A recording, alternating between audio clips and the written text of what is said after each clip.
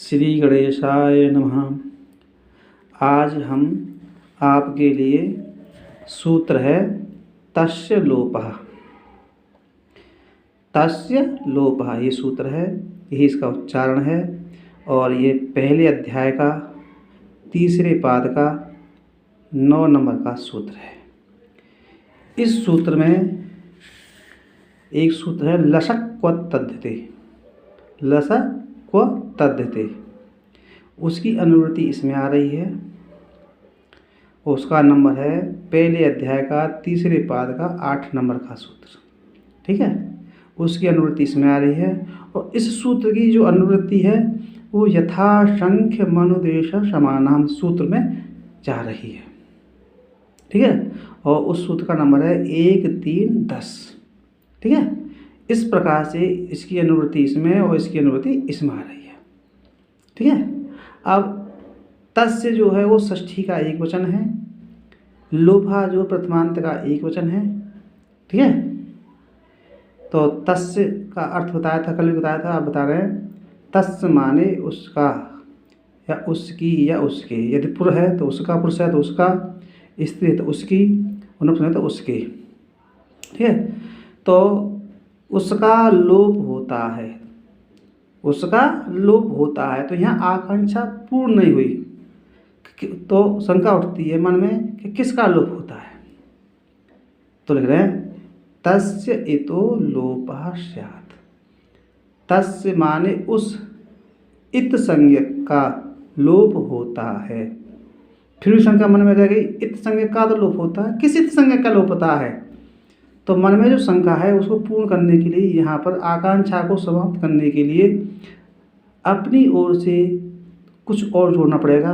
तब इसका अर्थ होगा कि जिसकी इत संज्ञा हो गई हो, भूतकाल लगाना पड़ेगा, जिसकी इत संज्ञा हो गई हो, तस्य माने उसका लोप होता है। तो अर्थ हो जाएगा जिस वर्ण की इत संज्ञा हो गई हो या जिस शब्द की इत संज्ञा हो गई, वर्ण की होती है, शब्द की तो होती नहीं है। तो जिस वर्ण की इत संज्ञा हो गई हो, तस् माने उस वर्ण की का लोप हो जाता है। जिस वर्ण की इत संज्ञा हो गई हो उस वर्ण का लोप हो जाता है। तो अब इस सूत्र के लिए ये ज्ञान हो गया कि जहाँ पर इत संज्ञक वर्ण दिखाई देगा वहाँ पर मुझे उसका लोप करना है। तब ये इसका ध्यान जो है पुनः भगवान के जो 14 सूत्र हैं उन पर पहुँच गया। तो ये ऋणा इसको इत संज्ञक दिखाई दे रहा है, का भी इत संज्ञक दिखाई दे रहा है, ऋणा भी इत संज्ञक दिखाई दे रहा है और चा भी इत संज्ञक दिखाई दे रहा है। मैं जो सूत्रों के जो अंतिम अक्षर हैं वो इत हैं, यहाँ कह चुके हैं येषाम अन्त्या इतः। मैं इन 14 सूत्रों के जो अंतिम वर्ण हैं वो इत संज्ञक हैं। और सूत्र कह रहा है जिसकी इत संज्ञा हो गई हो, जिसकी इत संज्ञा हो गई हो उसका लोप होता है। तो यहाँ पर 14 अक्षर इसको इत संज्ञक मिल गए, तो इन सब का ये लोप करने लगा। क्योंकि व्याकरण में एक नियम है, सूत्र घटता है तो वो काम करेगा। तो सूत्र घटाना जिस पर आ जाता है वो समझ लो उस पर व्याकरण आ गई, और जिस पर सूत्र घटाना नहीं आया उस पर व्याकरण नहीं आ पाती है। तो सूत्र घटाने की कला आनी चाहिए। तो जिसकी इत संज्ञा हो जाती है, तो यहाँ पर इत संज्ञक है णा, तो इस इत संज्ञा हो चुकी है तो इस णा का भी लोप हो जाना चाहिए, का भी लोप हो जाना चाहिए। मैं 14 जो अक्षर हैं, अंतिम जो अक्षर हैं, इन 14 अक्षरों का क्या लोप हो जाना चाहिए। तब वो लोप करने आया। तब जब लोप करने आया तो इन लोगों ने देखा कि भाई इनका लोप हो रहा है, तो उनको बड़ी आपत्ति लगी। तो उन्होंने बोले अब इनका लोप रोकें कैसे, कोई हमारे पास उक्ति नहीं है। तो जब उक्ति नहीं है तो थोड़ी चिंता होने लगी। जो चिंता होने लगी तो हमने बताया था वार्तिकम, तो उक्तानुक्त दुक्ता नाम चिंता वर्धते। तो जहाँ उक्त और अनुक्त के जहाँ से चिंता हो तो वहाँ पर वार्तिका उत्पादन होता है। तब कात्यायनी ने सूत्र को रोकने के लिए ये वार्तिक बना दी, अणादयो अणाद्यर्थ, अणादयो अणाद्यर्थ। यहाँ केवल अणा है, आ नहीं है, अणा है केवल। अणादयो णा है आदि में, आदि माने और भी।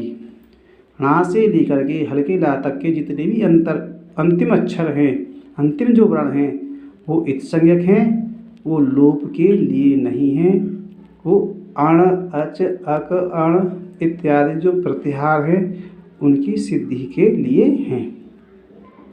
इस नियम के द्वारा, इस वार्तिक के द्वारा, है ना, ये अणादियो अणाद्यर्था, ये जो 14 सूत्रों में णा, का, गा, ङा जो अंतिम अक्षर हैं वो क्या है?